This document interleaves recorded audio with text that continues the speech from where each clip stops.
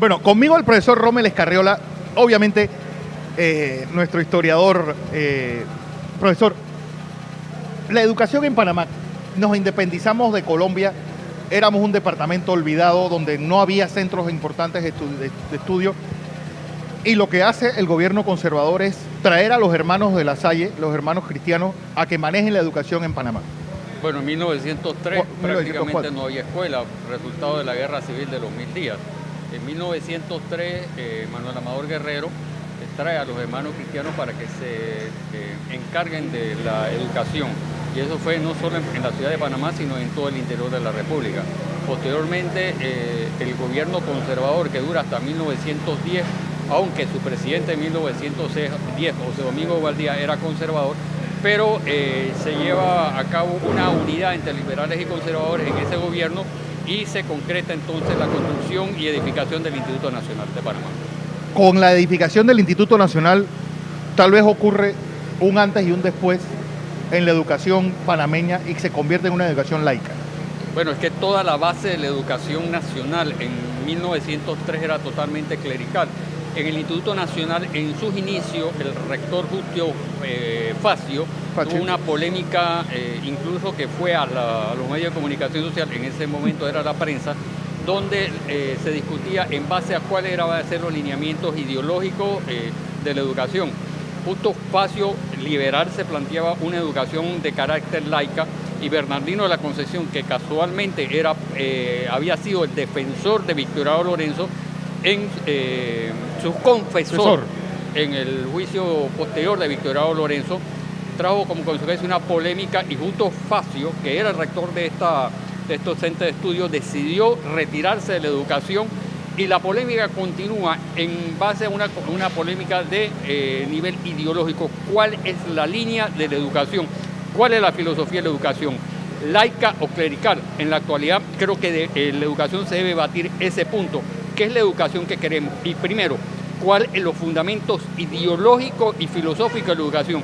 Si no discutimos en este momento los fundamentos filosóficos de la educación, no vamos a poder tener una educación democrática, porque los fundamentos filosóficos son los que construyen el andamiaje de la educación. 113 años tenemos el mismo debate. No, es que no hemos avanzado. Yo considero que no hemos avanzado. Primero, en 1903 había una discusión en base a cuál era el pensamiento, cuál era la filosofía. En la actualidad no se está discutiendo, eso. En la actualidad se está discutiendo cómo reparamos escuelas, cómo transformamos la educación, pero sin una base de filosofía, y eso no puede ser. ¿Cuál es la filosofía de la educación panameña? Clerical, liberal, socialista, socializante, democrática. Perdonen, yo como profesor que di clase en este colegio, sinceramente no lo sé. Tal vez, profesor, uno de los nervios más a flor de piel del pensamiento social panameño ha sido este edificio y ha sido esta escuela. Definitivamente, aquí salieron, no les voy a decir los nombres de los presidentes que salieron fueron 7 presidentes, e incluso Federico Velázquez, que este año se cumple, el centenario de su... Fue ex institutor, que fue el creador del Instituto Justo Arosemena. Hoy se cumplen, en este mes de febrero, 20 de febrero, se cumple el centenario del natalicio. Pues fue miembro de la Federación de Estudiantes de Panamá y fue el creador y uno de los ideólogos del Frente Patriótico de la Juventud, que con César Quintero también, que estudió en este centro de estudios, cumple 100 años. Así que hay una gran lista de panameños que hoy sería totalmente imposible mencionar. Sobre este colegio. Sobre el movimiento estudiantil, tal vez 1947, el rechazo al Tratado Filo-Heinz, es realmente lo que el profesor Conte Porras llamó la revolución de las esfinges. Bueno, el hecho es que el tratado de 1947, Filo-Heinz, se iba a aprobar por la Asamblea Nacional.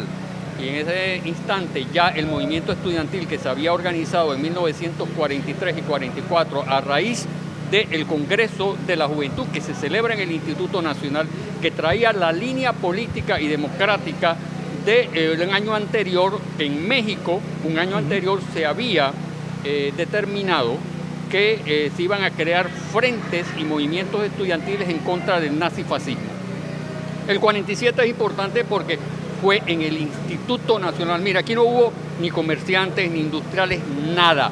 Fueron el movimiento estudiantil. Estudiantes de 10, 12, 13, 15 y 17 años que son los que son la punta de lanza para derogar el decreto. Incluso los estudiantes tenían sogas que decían que si el tratado iba a ser aprobado, iban a ahorcar a todos los diputados.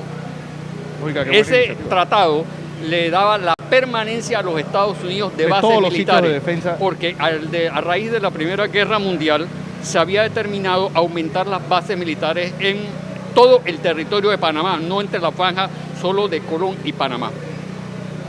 Bueno, una generación que los nombres realmente son casi escritos en oro. Sí. Estaba Jorge Llueca, estaba Menéndez Franco, bueno, Federico Velázquez, ¿sabes? Mi tía Noris Correa de Sanjuro, Ovidio Díaz. ¿Cómo esa conciencia fue el germen de jóvenes que pues casi hay un relevo generacional de esa inquietud juvenil que es casi la constante durante el siglo XX? Esa pregunta me lo he hecho muchas veces. ¿Y dónde está la base y el fundamento? En los fundamentos ideológicos de la educación. El Instituto Nacional, cuando se funda en 1903, el primer reglamento de disciplina establecía lo siguiente. Atrás de nosotros hay una escalera. Los que están viendo esta transmisión la están observando. Bueno, el reglamento del Instituto Nacional decía lo siguiente: vas a subir por la escalera, tienes que subir por la mano derecha y bajar por la mano izquierda. Hasta eso estaba. El reglamento establecía cómo el estudiante se sentaba, cómo el estudiante hablaba con el profesor y cuáles eran las expresiones, y las sanciones reglamentarias frente a la falta de disciplina eran bastante severas. Hoy vemos en la actualidad la venta de uniformes escolares en algunos medios, donde sale el estudiante saltando un escritorio y con unas niñas en minifalda, que realmente, si nosotros no le damos a los estudiantes las bases para la disciplina, no le podemos pedir a los estudiantes que este año no protesten por alguna situación que les está afectando directamente. Es decir, la base del ciudadano está aquí. La base del ciudadano está aquí, primero por los profesores. ¿Cuál era el método de estudio del Instituto Nacional? Era una base de la educación alemana, a pesar de que se había creado bajo los fundamentos de una polémica entre el liberalismo y el clericalismo, entre la religión y la ciencia. La educación, el modelo educativo fue traído a Alemania.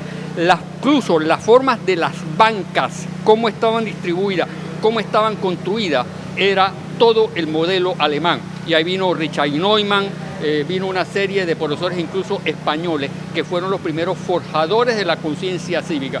Si tú tienes un profesor muy bien preparado, con una conciencia cívica, con un conocimiento científico que viene de Europa, no estoy menospreciando a los educadores panameños, quiero aclarar, pero fueron los extranjeros, los profesores, los que crearon la conciencia cívica y nacionalista. Por eso es el hecho de que los movimientos nacionalistas ocurridos entre la década del 20, 30, 40, 50 y 60, sobre todo el 9 de enero del 64, salieron del Instituto Nacional.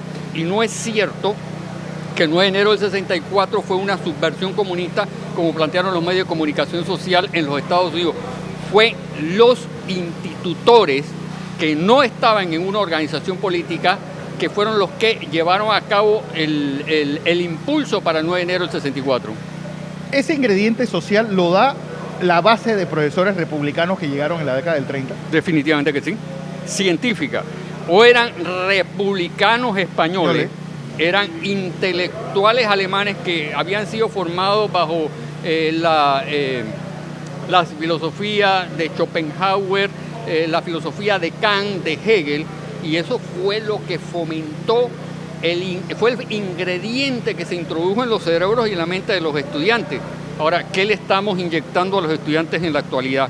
¿Cuál es el tipo de conciencia cívica que nosotros le estamos dando a los estudiantes? Es bien cuestionable esa situación. Y no es un cuestionamiento a los profesores, es un cuestionamiento a la sociedad entera. Sí, profesor, como siempre, un placer y un honor tenerlo aquí. El profesor Rommel Escarriola, un poco una gran pregunta y sobre todo como si fuera un mosquetero, profesor, un sable al aire. ¿Qué nosotros vamos a enseñarle y qué es exactamente el método filosófico que se está utilizando para educar a esta juventud. El gran problema de esto es que nosotros estamos sembrando problemas sociales que vamos a tener dentro de 20, 30 años cuando estos estudiantes frustrados lleguen a ser profesionales frustrados y malos ciudadanos. Le contrato contestar rápido. El Instituto Nacional era incluso un colegio nocturno. Era un colegio que los mismos estudiantes y el rector incluso dormía y vivía aquí. El rector tenía su cuarto, su baño, sus atenciones. El punto es, ¿qué vamos a hacer con la educación nacional? No es un problema de los profesores y no solo es un problema del Ministerio de Educación y los padres de familia. Los padres de familia. O sea, tú le compras al estudiante, y perdona, voy a agregar esto, sé que no tenemos tiempo, una mochila de $30, le pagas un busito y el estudiante no estudia. ¿Pero por qué no estudia? Porque el padre de familia no está en la casa diciendo, tienes que estudiar y tienes que estudiar conmigo. A los padres de familia dedíquenle más tiempo a sus estudiantes. El problema no es solo de la ministra y no solo problema nuestro, de todos. Es problema del padre de familia.